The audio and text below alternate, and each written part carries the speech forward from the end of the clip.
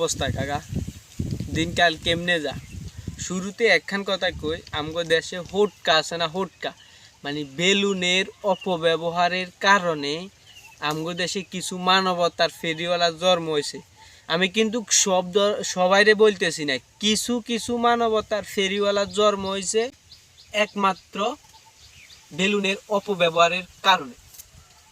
অনজ্ঞা মানবতার কুটকুটিয়ালা আছে না, এই মানবতার কুটকুটিয়ালার মিল্টনের ভিডিও দে ভাই। মিরপুরে দক্ষিণ পাইকপাড়ায় চাইল্ড অ্যান্ড ওল্ড এজ কেয়ারে যান ইত্তেফাক অনলাইনের 2 সংবাদকর্মী।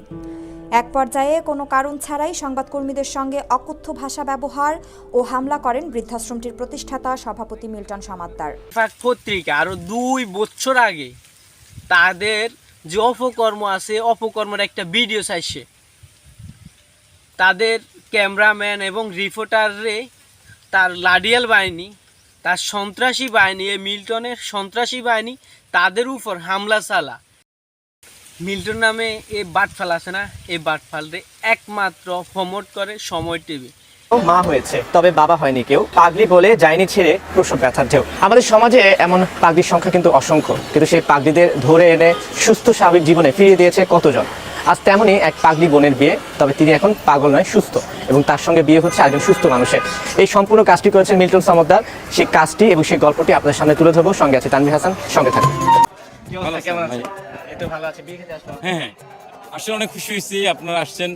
কিন্তু সময় টিভি কোনো দিন তাদের এই প্রতিবাদ বা তাদের এই দুর্নীতি কোনো দিন কোনো সময় মানুষের সামনে তুলে ধরে না।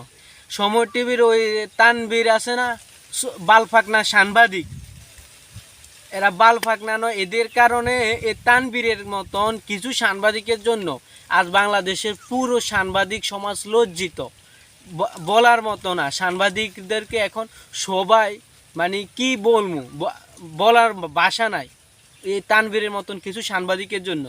এই তানভীরে নাকি টিকটকের বিভিন্ন সাবরি পোলাফাইনের তাই টাকা নিয়ে সময় টিভিতে প্রমোট করে। যত সব 2 নম্বরই কাজ কারবার আছে সময় টিভি প্রমোট করে। টিভির কিছুদিন আগের একটা ভিডিও দে ভাই, তারা কি মিলে প্রমোট করে। নন্দন, ভালো আছো মা?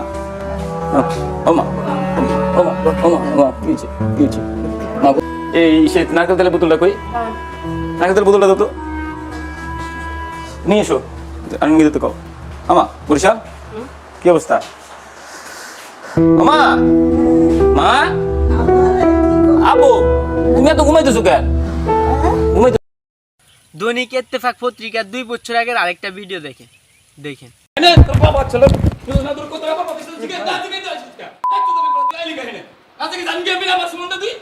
মানবিকতার আড়ালে বৃদ্ধাশ্রম প্রতিষ্ঠাতার কুৎসিত ব্যবহারের দৃশ্য এটি।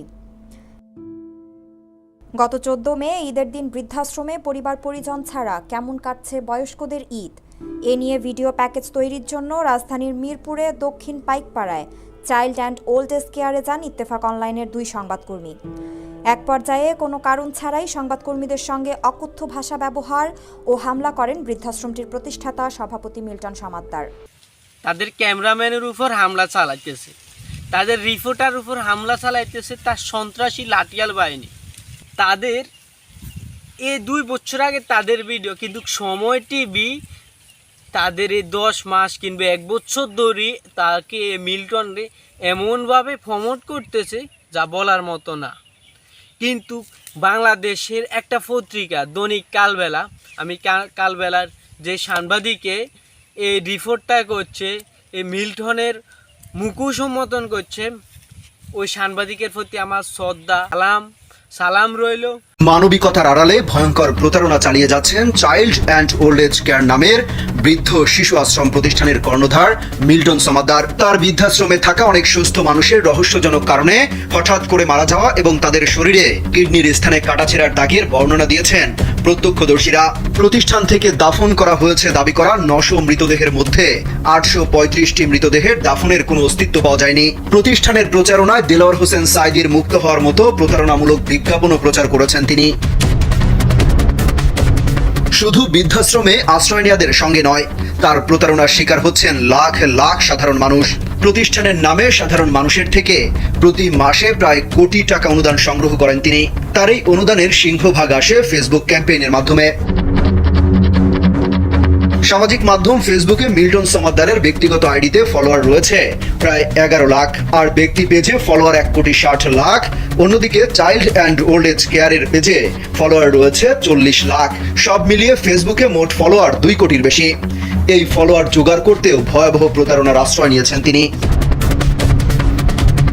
তার ব্যক্তিগত পেজ থেকে বিভিন্ন সময়ে ফলোয়ার বাড়াতে বুস্ট করা হয়েছে। এই জন্য জামায়াতের প্রয়াত নেতা ও যুদ্ধাপরাধের দণ্ডপ্রাপ্ত দেলোয়ার হোসেন সাইদি, হেফাজতে ইসলামের নেতা মামুনুল হক, পাকিস্তানের সাবেক প্রধানমন্ত্রী ইমরান খান, মিশরের সাবেক প্রেসিডেন্ট মুরসি, মালয়েশিয়ার সাবেক প্রধানমন্ত্রী মাহাথির মোহাম্মদ, তুরস্কের প্রেসিডেন্ট রিসেপ তাইপ এরদোয়ানের মতো ব্যক্তিদের ছবি ও মিথ্যা বক্তব্য ব্যবহার করেছেন। তার পেজ থেকে 2021 সালের 11 এপ্রিল একটি বিজ্ঞাপন চালানো হয়। সেখানে দেলোয়ার হোসেন সাইদির ছবি দিয়ে লেখা হয়, আমি সাইদি সাহেব বলছি, আগামী সপ্তাহে আমার মুক্তি হতে চলেছে, আপনার একটা ভোট আমার খুব প্রয়োজন, ডান পাশে ভোট দিন। কালবেলার সাংবাদিক যিনি এই মিল্টনের অপকর্ম ধরছে, তাকে কি বলে ধন্যবাদ দেবো আসলে বলার মতো না। এরা হচ্ছে প্রকৃতপক্ষে সত্যিকারের কলমদারি সাংবাদিক। ওই তানবীরের মতন ওই জাবরি সাংবাদিক না। এই কালবেলার এই নিউজগুলা, শুধু কালবেলার এই নিউজ না, কালবেলার আরও কিছু নিউজ আছে, অসাধারণ নিউজ, অসাধারণ। কারণ অন্যায়ের প্রতিবাদ করে কালবেলা পত্রিকা। কালবেলার প্রতি কৃতজ্ঞ কে পোস্ট বারবার করতো মাওলানা দেলোয়ার হোসেন সাইদি, মামুনুল হক, ইমরান খান, মানে ইসলামপন্থী। কিন্তু সে হচ্ছে কি, সে একজন খ্রিস্টান।